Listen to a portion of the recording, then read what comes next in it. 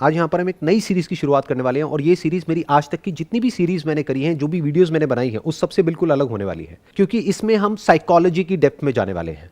और मेरे साथ में है एक प्रोफेशनली वेल क्वालिफाइड साइकोलॉजिस्ट जिन्होंने मास्टर्स किया हुआ है साइकोलॉजी में। And what will happen is she will be working on a full time basis in a company, और इनका काम होगा रिसर्च करना साइकोलॉजी के अलग अलग टॉपिक्स के ऊपर जो भी इन्होंने सीखा है अपने पूरे करियर में। और मेरा काम होगा कि प्रैक्टिकली उस टॉपिक को आप लोगों की लाइफ से रिलेट किया जाए, and we'll be focusing more on what that particular topic is rather than how to do that. For example, if we are talking about happiness, so we'll be talking more about what is happiness rather than how to be happy. तो आज का हमारा जो पहला episode है, इसका topic होने वाला है what is past.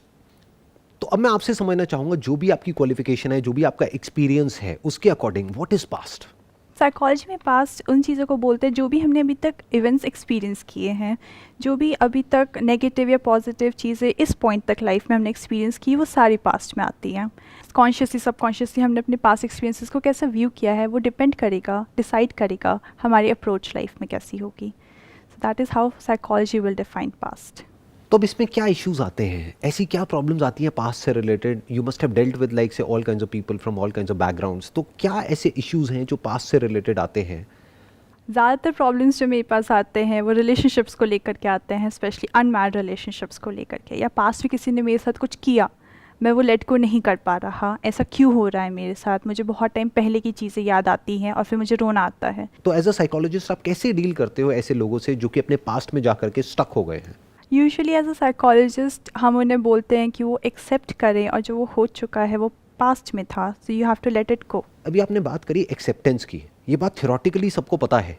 जैसे किसी के साथ में भी ऐसा कुछ हो जाता है तो घर वाले भी आकर के यही राय देते हैं, जो फ्रेंड्स होते हैं, रिलेटिव्स होते हैं, सब आकर के यही कहते हैं कि जो होना था हो गया, मूव ऑन, भूल जाओ, अब आगे देखो, फ्यूचर को देखो। लेकिन प्रैक्टिकली जिसके साथ में ऐसा कुछ होता है उसके लिए एक्सेप्ट कर पाना is almost next to impossible.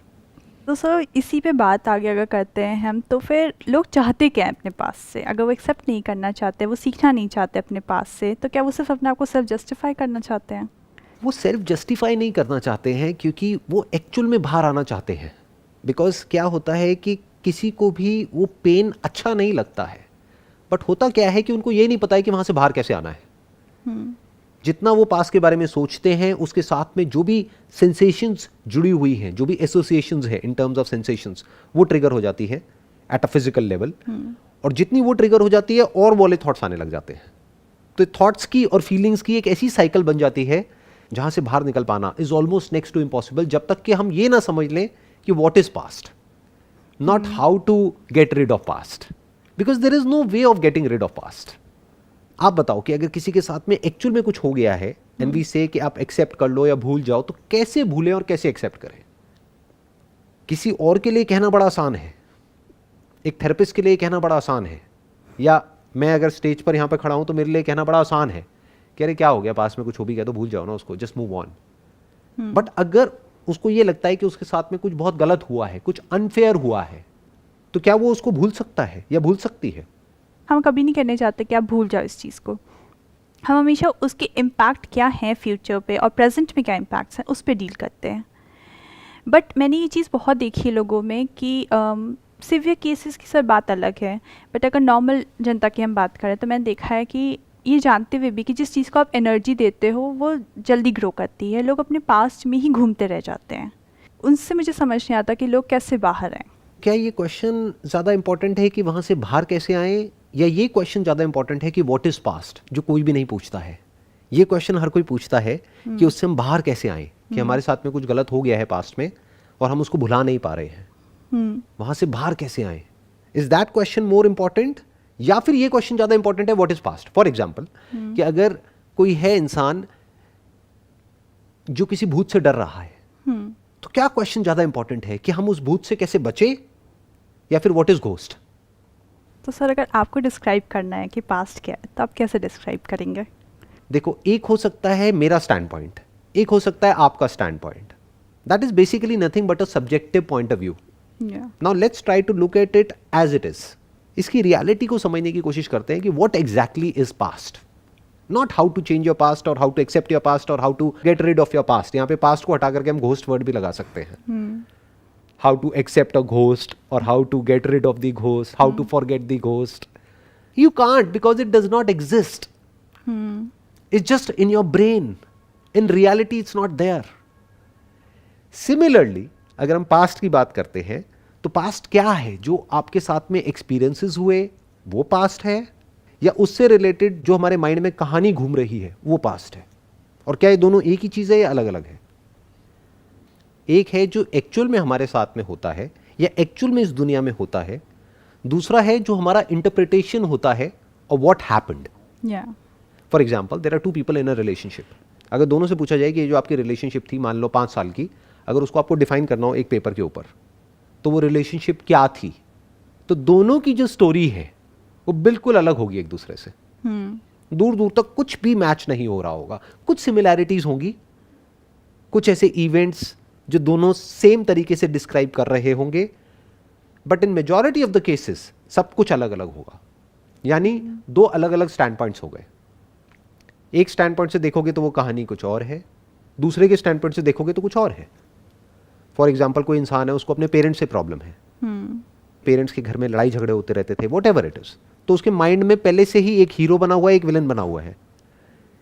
May be उनकी मदर उनके लिए एक हीरो थी और फादर विलन थे, just for an example. But अगर फादर की स्टैंड पॉइंट से उस स्टोरी को देखोगे तो हो सकता है कोई अलग ही स्टोरी निकल करके आएगी, क्योंकि इस बच्चे को पता ही नहीं कि फादर और मदर के बीच में एक्चुअल में चल क्या रहा था. Yeah, that is true. Past is nothing but a standpoint. It's a narrative. It's a story. It's a superimposition on reality. कि जो हमारे साथ में एक्सपीरियंसेस होते हैं उसमें से बहुत ही कम हमारे माइंड में एक्चुअल में स्टोर होते हैं. क्योंकि इस पॉइंट पर भी अगर आप देखोगे तो यहाँ पर इतना कुछ हो रहा है जिसकी कोई हद नहीं है. लेकिन अगर मैं आपसे पूछूंगा आपकी ब्रेन में क्या क्या स्टोर हुआ, इस स्टूडियो में क्या क्या है, तो उसमें से हार्डली 2-4 चीजें आपकी ब्रेन में स्टोर होगी, बाकी की तरफ तो आपका ध्यान ही नहीं गया. अब सोचो किसकी तरफ ध्यान गया, किसकी तरफ नहीं गया. उन्हीं चीजों की तरफ ध्यान गया जिससे रिलेटेड या तो आपके अंदर कोई डिजायर था या फियर था. वो हमें दिखता है. जैसे अगर 1000 गाड़ियां सड़क पे जा रही हैं, उसमें से कौन सी दिखती है जिससे रिलेटेड कहीं ना कहीं कोई डिजायर होता है, या जो गाड़ी हमारे पास में होती है उससे मिलती जुलती. जैसे अभी आपने कोई नई गाड़ी खरीदी है तो वही गाड़ी उसी ब्रांड की, उसी कंपनी की आपको सब जगह दिखने लग जाएगी. बाकी गाड़ियों की तरफ आप ब्लाइंड हो जाओगे, जिसको आई थिंक सिलेक्टिव अटेंशन बोलते हैं साइकोलॉजी की फील्ड में. अब अगर हम ध्यान से समझे तो हो क्या रहा है कि जो एक्चुअल में रियलिटी है उसमें से कुछ चीजें स्टोर हो रही है हमारी ब्रेन में, और वो भी जो चीजें स्टोर हो रही है वो मेरे अपने स्टैंड पॉइंट से स्टोर हो रही है. मेरी अपनी क्या कहानी है और मेरी अपनी खुद की क्या आइडेंटिटी है, उसके अकॉर्डिंग मैं कहानी को इंटरप्रेट करता हूं. वैसे नहीं जैसे कहानी होती है. Just like we are watching a movie, तो उस समय सबके डिफरेंट ओपिनियंस, डिफरेंट परसेप्शन होते हैं एक मूवी को लेकर के. सेम मूवी चल रही है बट अगर 4 लोग भी बैठ के देख रहे हैं तो वो अलग अलग इंटरप्रेट करते हैं उस चीज़ को. राइट. और वो कैसे इंटरप्रेट करते हैं, वो अपने आप से रिलेट करते हैं. तो अल्टीमेटली क्या हो रहा है, अगर हम ध्यान से देखें, अगर मूवी का एग्जाम्पल हम लें जिसकी अभी आपने बात करी, एक मूवी चल रही है स्क्रीन के ऊपर, तो एक है जो एक्चुअल में कहानी चल रही है, एक है जो कहानी वहां पर जो 300 लोग बैठे हैं उस सिनेमा हॉल में, उन सबके दिमाग में उस कहानी से रिलेटेड एक और कहानी चल रही है. वो 300 कहानियां अलग अलग है. तो कहानी की एक कहानी बन गई. और अब ये कहानी कैसे बनी, ये वो इंसान अपनी खुद की जो कहानी है उसके अकॉर्डिंग वो कहानी बना रहा है. नाउ व्हाट इज पास्ट, अगर हम इस क्वेश्चन पे आए तो जहां से सेशन को शुरू किया था, past is a story narrated from the stand point of me, and that me or that identity of mine is also a story. जो भी आपका नाम है उस नाम के साथ में एक पूरी की पूरी कहानी जुड़ी हुई है. एक्चुअल में सब कुछ बदल चुका है. यानी 20 साल पहले जो आप थे और अभी जो आप हो, that's a different person all together. सब कुछ बदल चुका है. अपनी आप बचपन की फोटोग्राफ देख लीजिए. इनफैक्ट 7 years में all the cells changes, so you know you are not the same person. Right. Scientifically अगर हम देखें, बायोलॉजिकली देखें, तो 7 से 10 साल के अंदर अंदर सब कुछ बदल जाता है. All the organs, everything in the body changes. तो it's not same anymore. बिल्कुल ऐसा है पास्ट. अगर हम पास्ट को समझने की कोशिश करें, एक बहती हुई नदी है. उसको कौन इंटरप्रेट कर रहा है, उसी नदी में एक छोटा सा बुलबुला. कैसे इंटरप्रेट कर रहा है, वैसे नहीं जो कि एक्चुअल में उस नदी में हो रहा है, बल्कि जैसा वो खुद है. तो सर फिर हम कह सकते हैं कि अगर पास्ट कुछ नहीं, एक नैरेटिव है, तो फिर क्या हम उसे मतलब अपने अकॉर्डिंग बदल सकते हैं, रीराइट कहना कह सकते हैं, या हम अपने बदल सकते हैं किसी भी तरीके से उसे? जो भी अभी तक मैंने कहा है, अगर इस बात को कोई समझ पा रहा है एक्चुअल में, तो अब वो पास्ट को 10% या 20% नहीं 100% बदल सकता है या बदल सकती है। क्यों? क्योंकि अगर वो कहानी है, और वो कहानी किसने लिखी? मैंने लिखी, तो जो मर्जी कहानी लिख दो, जब मर्जी बदल सकते हो। अगर आप बदलना चाहो तो, ना बदलना चाहो तो दुनिया की कोई ताकत उस कहानी को नहीं बदल सकती। फॉर एग्जाम्पल, कितना आसान है देखो अपनी कहानी को बदलना। जो भी आपको प्रॉब्लम है पास्ट से रिलेटेड, उसके बारे में लिख दो एक पेपर के ऊपर। अब सोचो जिस इंसान की वजह से प्रॉब्लम है, अगर वो इस कहानी को लिखेगा या इस प्रॉब्लम के बारे में लिखेगा या लिखेगी, तो वो क्या लिखेगा और क्या लिखेगी, उसकी क्या कहानी होगी, वो एक दूसरा पेपर है।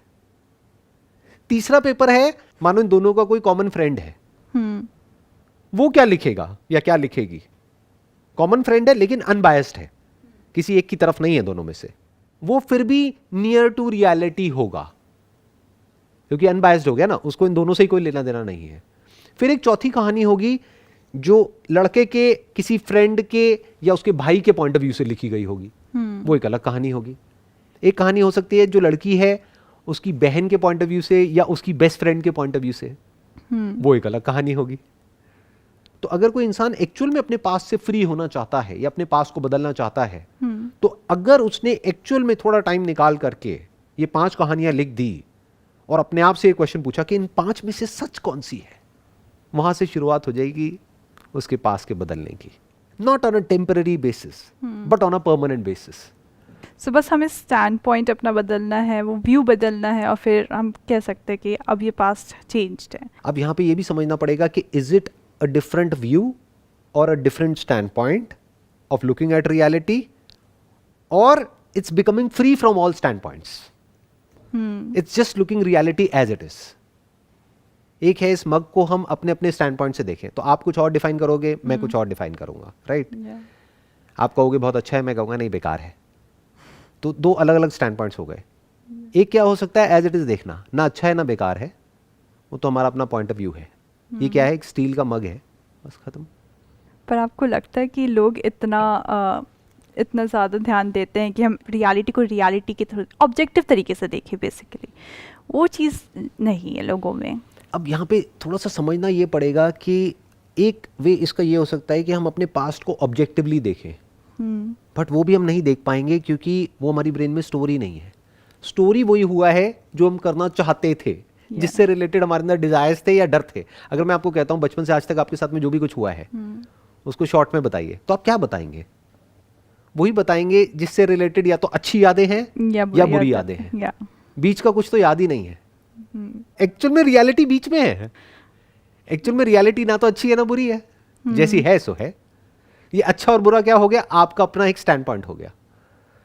तो अब फ्री कैसे होंगे पास से? उसको स्टोरी को चेंज नहीं करना है। अभी तक हमने 5 वर्जन्स लिख दिया अलग अलग पेपर पे, तो जब 5 हो सकते हैं तो क्या 50 वर्जन्स नहीं हो सकते उस स्टोरी के?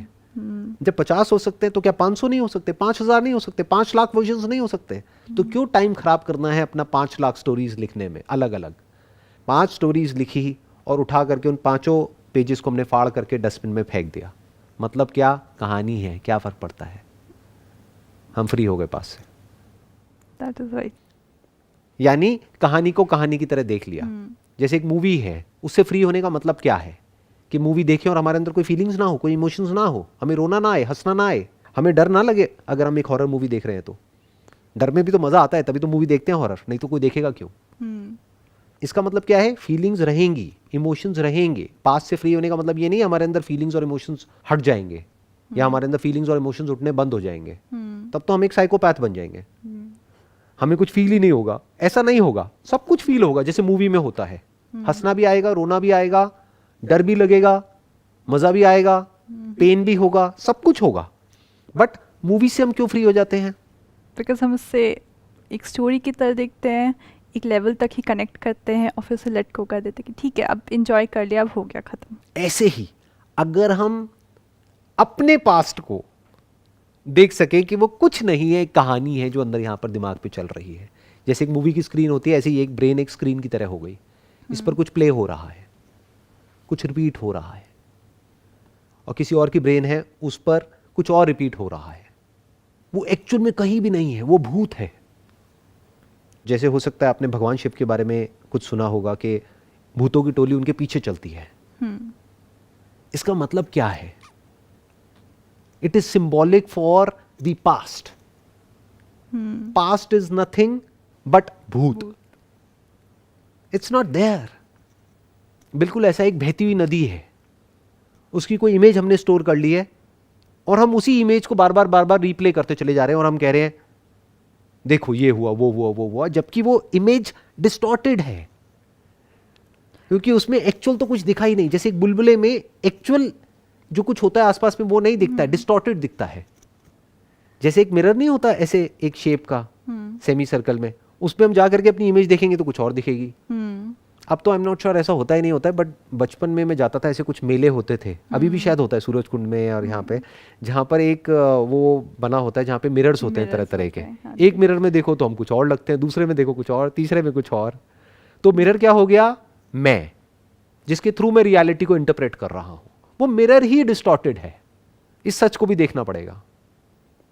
जब हम इस सच को देख लेते हैं तो पास्ट से पूरी तरह से फ्री हो जाते हैं। फिर क्या बचा रह जाता है? प्रेजेंट बचा रह जाता है, और फ्यूचर में जो हमको करना है वो बचा रह जाता है। अभी प्रेजेंट क्या है और फ्यूचर क्या है वो हम अगले एपिसोड्स में देखेंगे।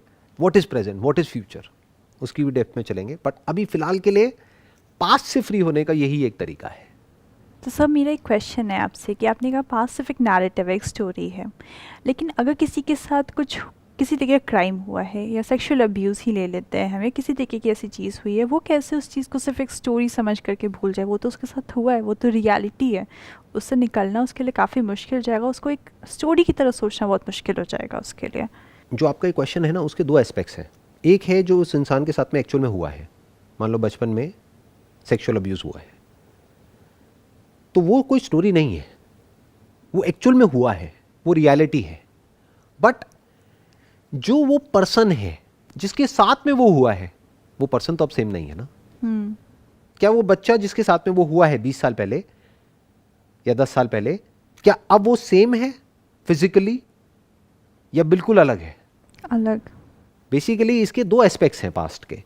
एक जो हुआ है वो 90% केसेस में क्या होता है, वो एक स्टोरी होती है, एक नैरेटिव होता है, एक स्टैंड पॉइंट होता है जहां से हम एक सिचुएशन को देख रहे होते हैं। बट कुछ केसेस ऐसे भी होते हैं जहां पर के वो कोई स्टोरी नहीं होती है, वो एक रियलिटी होती है। जैसे अभी आपने एग्जांपल दिया कि सेक्सुअल अब्यूज का किसी बच्चे के साथ में हुआ है, मान लेते हैं, तो वो कोई स्टोरी नहीं है। हम उसको ये नहीं बोल सकते कि वही कहानी है, भूल जाओ। वो कहानी नहीं है, क्योंकि एक्चुअल में उसके साथ में कुछ बहुत गलत हुआ है जो नहीं होना चाहिए था। और किसने किया है? उसी के किसी फैमिली मेंबर ने, जिसको बार बार उसकी नजर पड़ती रहती है, अभी भी उसके आसपास ही कहीं है। तो वो कैसे भूल जाए? सो अब उसको ये समझना होगा उस इंसान को, क्योंकि अब ना तो वो अपने पास्ट को एक्सेप्ट कर सकता है या कर सकती है, ना वो भूल सकता है ना भूल सकती है, ना हमको उसको ये बोलना है कि आप भूल जाओ। हमें क्या बोलना है? यस, आपके साथ में ये हुआ है। बट एक बार ये क्वेश्चन करते हैं, किसके साथ में हुआ है? क्या आपके साथ में हुआ है, या 20 साल पहले जो आप थे उसके साथ में हुआ है, या 10 साल पहले जो आप थे उसके साथ में हुआ है? 10 साल पहले आप क्या थे? बच्चे। अब क्या हो? एक एडल्ट। क्या ये दोनों सेम है या अलग अलग है? एक बच्चा अपने आप को डिफेंड नहीं कर सकता था, बट आज she is a grown up, physically also she can defend her self. आज वो पलट करके जवाब भी दे सकती है, उसको कॉन्फ्रंट भी कर सकती है, वो जा करके पुलिस में भी कंप्लेंट कर सकती है, वो अपने आप को डिफेंड भी कर सकती है। There are ways of defending yourself. तो अब इस केस में क्या आया? एक हो गया रियलिटी जो उसके साथ में हुआ है, बट जिसके साथ में हुआ है वो कह रही है मेरे साथ में हुआ है, ये झूठ है। उसके ही एक पुराने वर्जन के साथ में हुआ है जो कि एक बच्चा था या बच्ची थी। तो अगर इस सच को वो देख लेता है या देख लेती है, तो अब वो यहां से फ्री हो सकती है। वो जो उसके साथ में हुआ है उससे तो फ्री नहीं हो सकती, वो तो मेमोरी स्टोर्ड है, और वो तो एक्चुअल में हुआ है, वो तो कोई कहानी नहीं है। बट अब उसको किससे फ्री होना है? उसको खुद ही के एक पुराने वर्जन से फ्री होना है। उसको क्या करना है? अपने ही पुराने वर्जन को एक कंपैशन के साथ में देखना है। उसने देखा पास्ट में एक बच्चे के साथ में कुछ बहुत गलत हुआ, जो एक अलग इंसान है और एक एडल्ट है जो एक अलग इंसान है, ये दोनों अलग है। In her mind it is the same person, because एक धागा है जिसने इन दोनों को जोड़ रखा है। वो क्या है? उस बच्ची का नाम। मान लो उसका नाम प्रीति है, तो बेसिकली उसके लिए वो प्रीति के साथ में हुआ है। बट उसको यहां पर एक और चीज ऐड करनी पड़ेगी कि एक बच्ची थी प्रीति जिसके साथ में वो हुआ है। अब जो प्रीति है वो अलग है, उसके साथ में ना ऐसा कुछ हुआ है, और अगर ऐसा कोई करने का सोचता भी है तो वो अपने आप को डिफेंड करने की पूरी पोजीशन में है। यहां तक कि वो उस बच्ची को भी आज में डिफेंड कर सकती है। क्या करना है उसको? जिसने भी उसके साथ में ऐसा कुछ किया है उसके पास में जा करके फेस टू फेस उससे पूछना है कि आपकी कैसे हिम्मत हुई मेरे साथ में ऐसा कुछ करने की। वो कर सकती है अगर चाहे तो वंस एंड फॉर ऑल उस टॉपिक को वो क्लोज कर सकती है। अगर आज वो अपने माइंड में वही बच्ची प्रीति है तो प्रॉब्लम हो गई, क्योंकि फिर क्या है, वो एक्चुअल में तो पावरफुल है फिजिकली, बट माइंड के लेवल पे वो ही है। वो उतना ही डरी हुई है जितना कि वो डरी हुई थी 20 साल पहले। वो उतनी ही कमजोर है जितनी कि वो कमजोर थी 20 साल पहले फिजिकली। बच्ची एक्चुअल में वो नहीं है कमजोर फिजिकली। वो चाहे तो उस बच्ची को अपनी गोदी में उठा सकती है, यानी आंख बंद करके वो इमेजिन कर सकती है कि मेरी गोद में वो बच्ची है 5 साल की, और उसको वो प्यार से देख रही है और उसको बोल रही है तुझे अब डरने की कोई जरूरत नहीं है, मैं हूं तेरे साथ में, तेरे को प्रोटेक्ट करने के लिए। And that's the end of past, that's the end of story. तो स्टोरी के किस पार्ट को हमने हिट किया यहां पर? मैं को, जिसको हम हमेशा बचा करके रखते हैं। अपनी आइडेंटिटी को हम कभी नहीं छेड़ते हैं, और वो ही जड़ है सारी की सारी प्रॉब्लम्स की। हम क्या बोलते हैं? मेरे साथ में ऐसा हुआ है। किस मैं की बात कर रहे हैं? साइकोलॉजी में जिसे ईगो कहते हैं, जिसको हम ईगो बोलते हैं। यानी मेरा पास्ट है तब तक प्रॉब्लम है, पास्ट है तो कोई प्रॉब्लम नहीं है। आपको अपने पास से प्रॉब्लम है या मेरे पास से प्रॉब्लम है? अपने पास से, राइट? ये अपने क्या है अगर एक कहानी नहीं है तो? That is true. तो इस तरह से जब हम स्टेप बाय स्टेप करके देखते हैं कि पास्ट क्या है, मैं क्या हूं, प्रेजेंट क्या है, फ्यूचर क्या है, तो हमें अपनी जो भी प्रॉब्लम्स हैं एट अ साइकोलॉजिकल लेवल उसको सोल्यूशन निकालना नहीं पड़ता है, वो डिसॉल्व हो जाता है। True, so that is very true. ज़्यादातर लोग क्या करते हैं, एक प्रोसेस को फॉलो करने की कोशिश करते हैं, या कुछ स्टेप्स को फॉलो करने की कोशिश करते हैं, या कुछ टिप्स को फॉलो करने की कोशिश करते हैं अपने पास से फ्री होने के लिए। क्यों कोशिश कर रहे हो?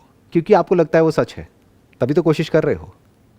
जैसे अगर कोई भूत से बचने के लिए ताबीज पहन रहा है, क्यों पहन रहा है? क्योंकि उसको लगता है कि भूत है। सच है। हम क्या कर रहे हैं? We are questioning the very ghost. Right. Looking at ghost as ghost is freedom from ghost.